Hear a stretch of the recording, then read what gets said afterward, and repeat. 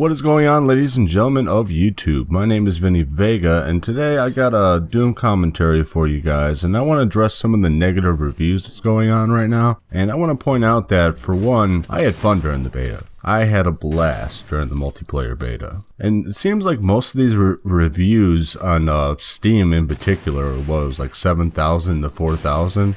7,000 negative reviews and 4,000 positive reviews, which is pretty steep, especially for just an open beta. Like if you looked up Doom open beta right now on Steam, guess what you're gonna find? Nothing. You're gonna find nothing. Because guess what? It's no longer there. So all those people who made reviews for nothing, essentially. So, that being said, what were all those reviews about? Well, let's see here. The most common ones were, this is like Halo. This is like Call of Duty. This isn't like the old Doom. I've played extensive amounts of time in Halo and Call of Duty, and I could say that they're definitely not like Doom. Doom is still its own game. I think people are focusing too much on what it was back in the day, and maybe even Doom 3 as well, and they're not focusing on what the game is now. And that's part of the problem. There was a time when people would just sit down and enjoy video games for what they were. There wasn't all this overcritical thinking of every game that came out, no matter what. It wasn't like that. You would just play a game to relax and enjoy it, more or less. Now I know the times have changed, and we have dealt with a lot of broken ass games in the past, and for this one, it was actually a very smooth experience. People are just over-focused on the nostalgic feeling that Doom should have brought, or whatever the case may be. And the fact of the matter is, it's been a very long time since a new Doom has come out, period. So my expectations for Doom was, I wasn't even really thinking about the multiplayer aspect, to be honest. I'm more psyched about the campaign aspect, in fact. So in that sense, really, we should be looking forward to the campaign more than anything. The multiplayer should be just a secondary thought altogether.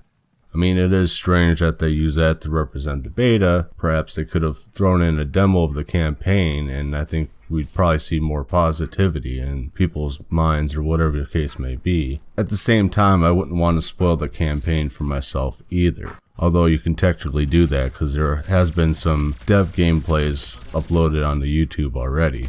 And that's what I'm looking forward to. I want the campaign. That's the main drive for me to get this game. And let's face it, the campaign doesn't have to be like too in-depth as far as story goes. In fact, as long as there's plenty of demon killing going on, I think most people will be satisfied with the campaign. Let's be honest here. In this gameplay commentary, I want to mostly focus on some of the technical issues that I had on PC. Not so much on the gameplay side. The gameplay was actually very smooth for me, at least for my system, and I'm rocking a FX 8350 for the CPU and a Sapphire R9 280 for the graphics card.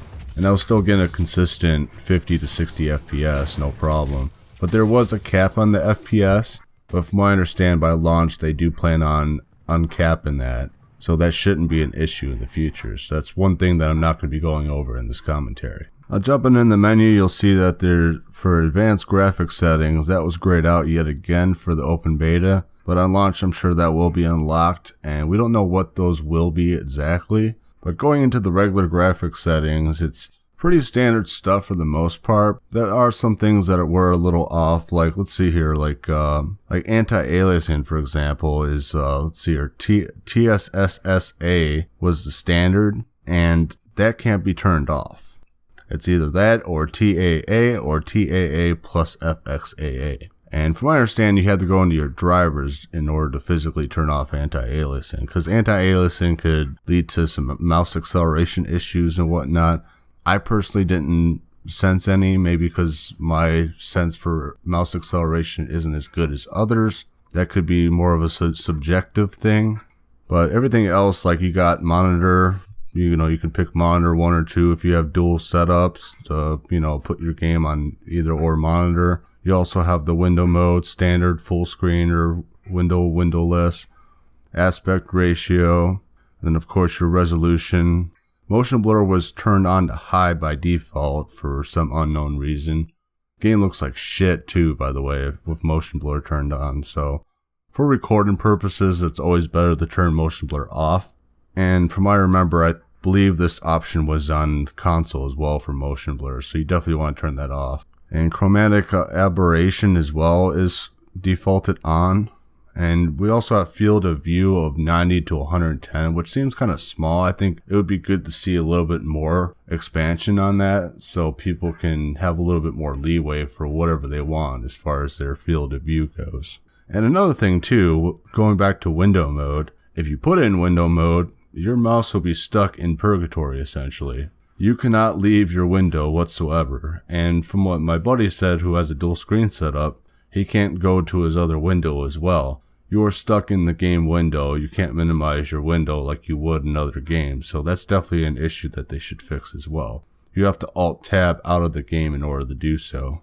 As far as my original assessment compared to the closed beta to the open beta that I played, it's pretty much the same. Nothing's changed there. They didn't really change anything as far as balancing weapons or anything like that. But overall, it was still a fun experience, and I really enjoyed myself during the open beta, and the closed beta for that matter. And I didn't actually, even though I planned on playing on all three systems, I didn't actually play on PlayStation 4 and Xbox One that much. In fact, I didn't even download it on PS4. I mainly played on PC, and like I said, I enjoyed every bit of it.